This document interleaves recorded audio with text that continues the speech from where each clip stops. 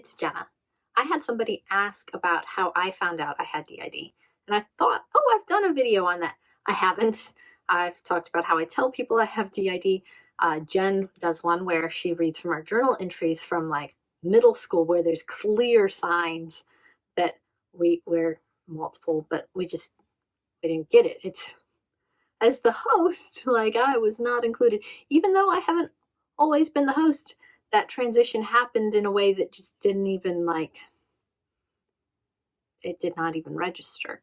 So I was continually dissociative until around 22 or 23, which is when I would say I officially became the host at that age. But like, so I was diagnosed as ADHD, which I am. And if anyone's watched my videos, when I watch them back, I feel like I'm practically vibrating. Like I constantly move or shake or whatever. I do have ADHD.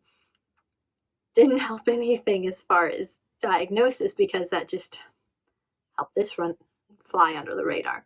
But I just assumed I was clever enough to get ahead of a conversation. And so once I knew where a conversation was going, I didn't have to be present in it.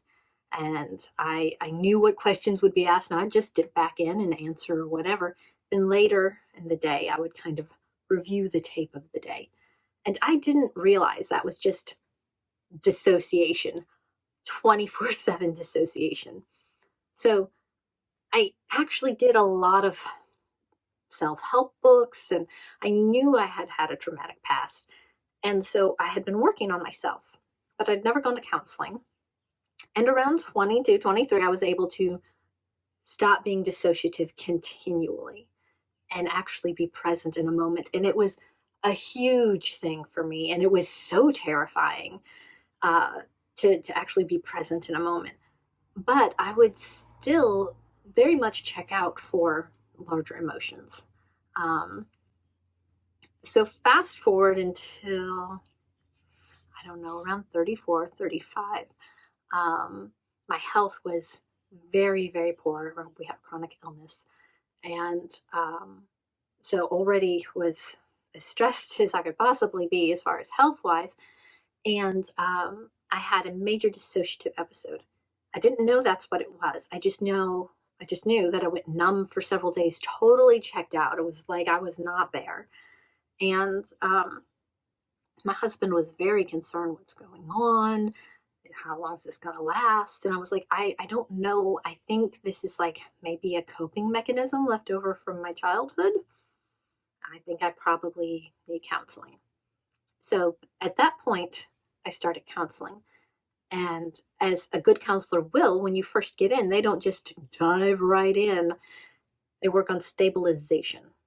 So they worked on teaching me how to be able to tolerate my own feelings and emotions. And that's pretty standard whether you're multiple or not.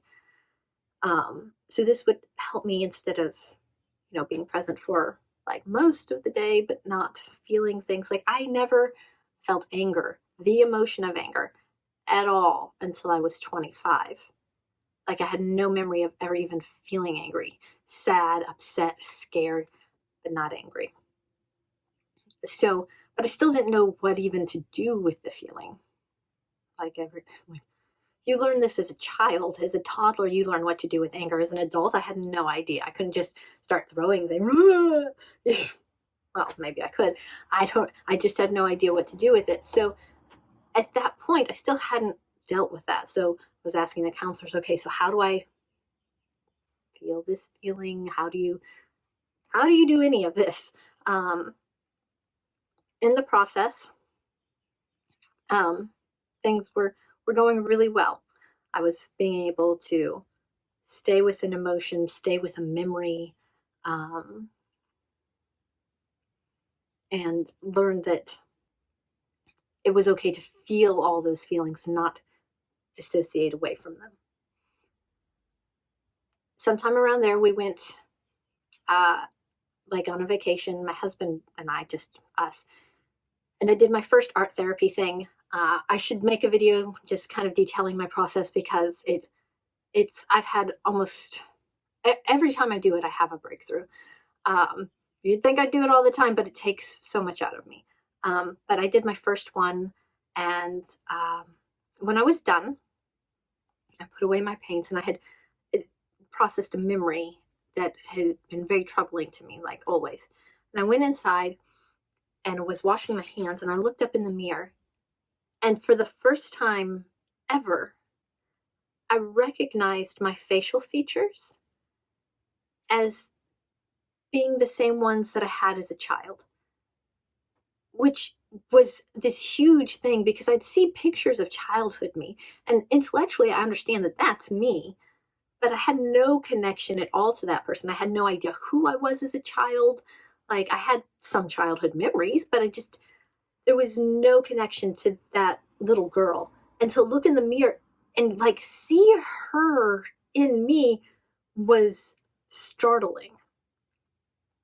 It was shortly after this, we were at home. I had these emotions come up, and I just started crying. I couldn't stop crying. And my husband came in, asked what was wrong, and I explained he'd been with me to a lot of my counseling sessions, and so he knew how to help me ground, which has been incredibly helpful this whole time. So just help me ground so that I could kind of stay with the feeling and the emotion and know that I could feel it and it would pass. This took a couple hours, but when it was done, I had a cache of memories drop. And I thought like repressed memories would be all these painful things.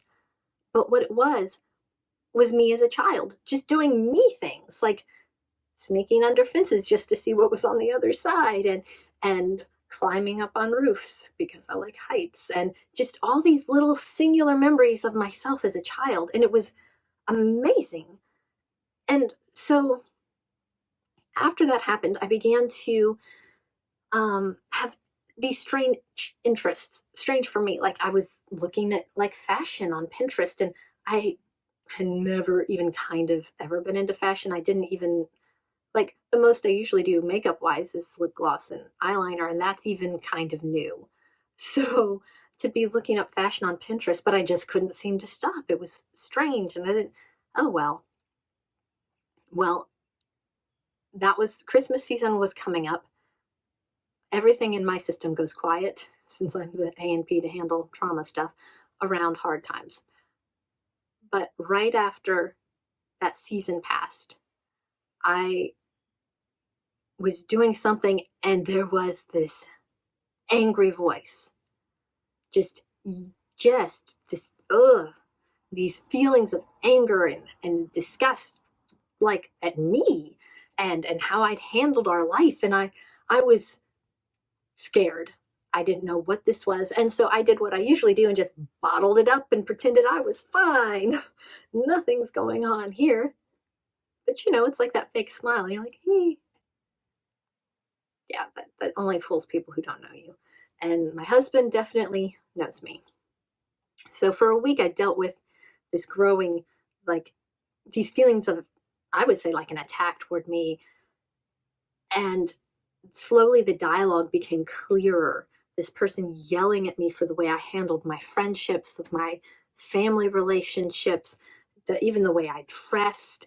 And finally, I couldn't take it anymore. And I told Jonathan, I was like, there is this like angry teenage voice in my head, and she's yelling at me, and I'm afraid, and I don't know what that means for me. Like, have I lost my mind? And Jonathan was like, well, did you ask what she's angry about? Have you tried talking to her? I was like, no, I want it to go away. Which, sidebar, ignoring something never makes it go away. But it's my default. And so he was like, well, you should try talking with her. And so I did. And it kind of opened this dialogue. She was still really angry, but talking did seem to help. So my next counseling session, I was like, so I'm hearing this voice. And they were like, is it an inside voice or is it an outside? Like, are you audibly hearing? I was like, no, it's in my head. but it's so different from my own thoughts, and it says things that I've never even thought of before, and thinks things that are so. And at this point, my therapist was really encouraging. She was like, well, this sounds like this is probably a breakthrough for you. And she was right. um, to be able to communicate with parts is a huge deal with D.I.D. And she encouraged working with this part. But at that point, I don't think anybody knew exactly what was going on. Maybe like a little trauma thing. Well, um, quickly had a name for her, and that was E. And the first time I let her front, so it was exhausting because I didn't know we were co-conscious, but that's what it was. And she was always right there, just conscious, blah, blah, blah, blah. And Jonathan would say something, you should tell him this. Hey, why don't you wear this? I was like, fine. Why don't you do it yourself? And stepping back that first time I was so afraid, one, of letting go. But I was just like, I can't. This is exhausting. I can't. And so I tried to step back and let her come forward. And my first switch was not an easy switch, but she managed to come forward, and she stayed in the front, I think, a couple days, because it's hard learning to switch back and forth. At least for me, it's not something that just happens naturally. They say I hold on real hard. Control much. So we began to learn how to live with each other. But at this point, I wasn't told it was D.I.D. Or O.S.D.D. or anything like that.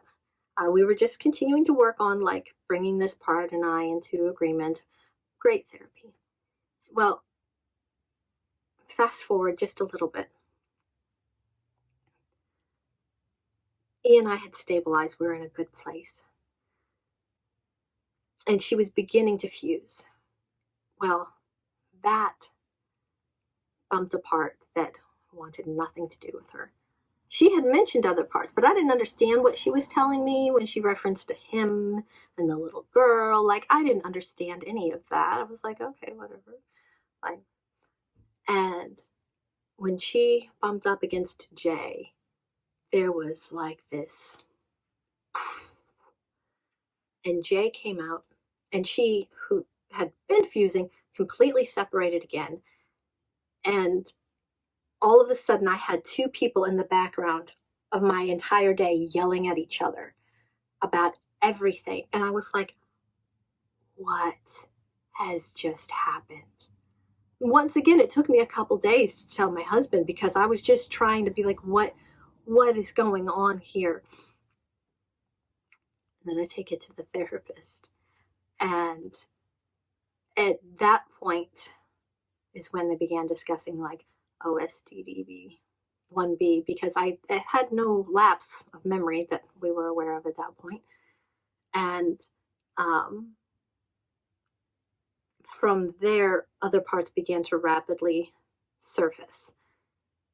And I was so upset, because here I was thinking that whatever had caused this, what it split in me, was healing, and I would no longer have this angry voice. And as this is all calming down, just an explosion. And now I've got more angry voices, not necessarily at me anymore, but at each other. And I was so upset, and I was so done. But I stayed with it. I stayed with them. I didn't try to push it down anymore. I didn't try to repress it anymore. And that is the beginning of healing. And now I love my part so much. We've had a fusion that is coming up in the backlog. And it's just like, all of the parts of me, I can't imagine life without. And so it's been a wild ride, but it's been so good. I was so afraid, and now I see that journey has been the best thing for me. So that's how I found out that I had D.I.D. Bye.